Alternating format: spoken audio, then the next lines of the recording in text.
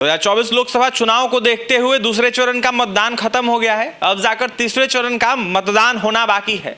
ऐसे में क्या कुछ होगा तीसरे चरण के मतदान में, लगातार सवाल उठते हुए नजर आ रहे हैं। इस बार कौन फैक्टर काम करेगा, लगातार सवाल उठते हुए नजर आ रहे हैं। जिस तरीके से पिछली दफा 2019 का लोकसभा चुनाव हुआ था, उसमें कई सारे चीजें जो है वो कहीं ना कहीं देखी गई थी, लेकिन इस बार कहीं ना कहीं चुनाव का माहौल जो है वो अलग तरीके से दिखते हुए नजर आ रहा है। बताइए चलिए आपको कि बिहार में तीसरे फेज की 5 सीटों पर जिस तरीके से चुनाव होना है, इसको देखते हुए गुना भाग किस तरीके से है, लगातार कहीं ना कहीं कई सारे सियासी मायने लगाए जा रहे हैं।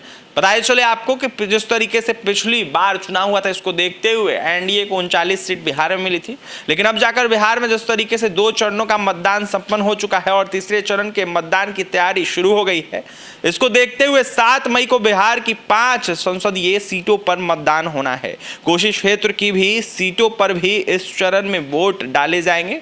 झंझारपुर, सुपौल, अररिया, मधेपुरा और खगड़िया में इस चरण में वोटिंग होगी। एनडीए और महागठबंधन उम्मीदवारों के बीच ही इस फेज की सीटों पर आमने सामने की टक्कर देखी जा रही है। वहीं इस चरण की जिन 5 सीटों पर मतदान होना है, उस सीटों पर पिछले चुनाव में एक ऐसे फैक्टर ने अपना प्रभाव दिखाया था जिस पर नजरें इस बार भी कहीं ना कहीं सभी उम्मीदवारों की बनी हुई है। महिला वोटरों का वोट जो है अहम माना जा रहा है। ऐसे में बिहार में तीसरे चरण का मतदान जिन 5 सीटों पर है, वहां पिछले लोकसभा चुनाव में महिला मतदाताएं बड़ी अहम फैक्टर बनकर सामने आई थी। महिलाओं ने इन सभी सीटों पर पुरुषों से अधिक संख्या में मतदान किया था। 5 सीट पिछली बार एनडीए की झोली में गई थी और उनके उम्मीदवार जो है कहीं ना कहीं जीते थे। मधेपुरा में देखा जाए कहीं ना कहीं 56.59% पुरुष, तो वहीं 65.3% महिलाएं ने वोट डाले थे। अररिया में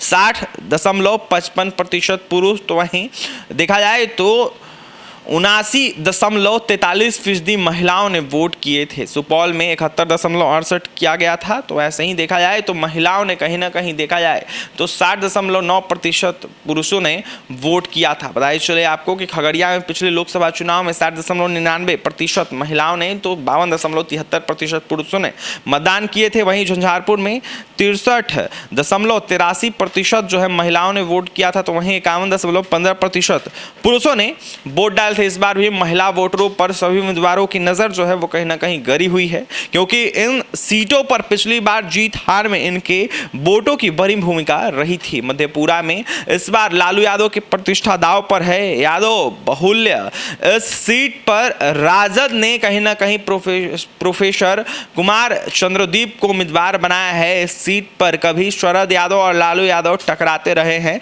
और एक दूसरे को हराते रहे। 2014 में यहां से पप्पू यादव भी राजद के सिंबल पर जीते थे और कहीं ना कहीं देखा जाए तो राजद ने इस बार चुनावी मैदान में कहीं ना कहीं नए प्रत्याशी को उतारा है। अररिया में राजद ने कहीं ना कहीं देखा जाए तो तस्लीमुद्दीन के बेटे शहनवाज आलम को मैदान में उतारा है। भाजपा ने यहां कहीं ना कहीं मौजूदा सांसद प्रदीप सिंह को फिर से मौका दिया है। इस सीट पर हिंदू और मुस्लिम दोनों वर्ग की जो अनुसूचित पिछड़ा और अति पिछड़ा आबादी है, उसको देखते हुए निर्णायक भूमिका निभाती है। राजद प्रत्याशी शहनवाज के सामने अपने बड़े भाई को मनाने की पहली चुनौती यहां है। ऐसे में सुपौल सीट की लड़ाई जो है हम मानी जा रही है। सुपौल में सामान्य वर्ग के वोटरों का जो दबदबा है वो रहता है। ऐसे में राजद ने अनुसूचित जाति के चंद्रहास चौपाल को यहां उम्मीदवार बनाया है। उनकी लड़ाई जदयू के दिलेश्वर कामत से है। अति पिछड़ा समाज से आते हैं दोनों उम्मीदवार। ऐसे में सामान्य वर्ग के वोटरों को अपने पक्ष में लाना चाहेंगे ताकि जीत सुनिश्चित हो सके। झंझारपुर सीट की लड़ाई जो है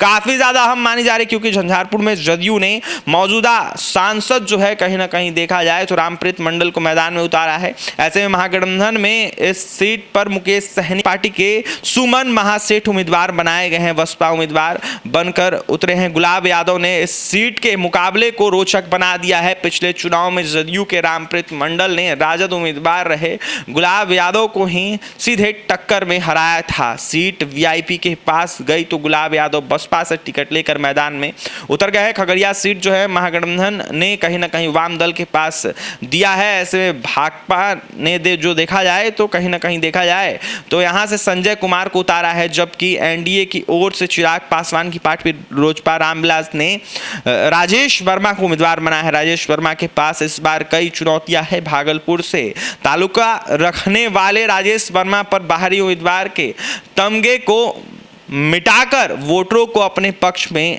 रखने की चुनौती है। क्षेत्र में यादव, मुस्लिम, निषाद, कुर्मी, कुशवाहा और स्वर्ण जो है कहीं ना कहीं उम्मीदवार की अहम भूमिका रहती है। पिछले 2 चुनाव में लोजपा को यहां जीत मिली थी, लेकिन फिलहाल जिस तरीके से चुनाव हो रहा है इसको देखते हुए कई सारे सियासी मायने लगाए जा रहे हैं। ऐसे में गुना भाग जो है पिछली दफा को लेकर लगातार देखा जा रहा है कि महिला वोटरों का अहम भूमिका रहेगा इस चुनाव में। तीसरे फेज के चुनाव में क्या कुछ होगा, देखने वाली बात होगी। 5 सीटों पर चुनाव होना है 7 तारीख को।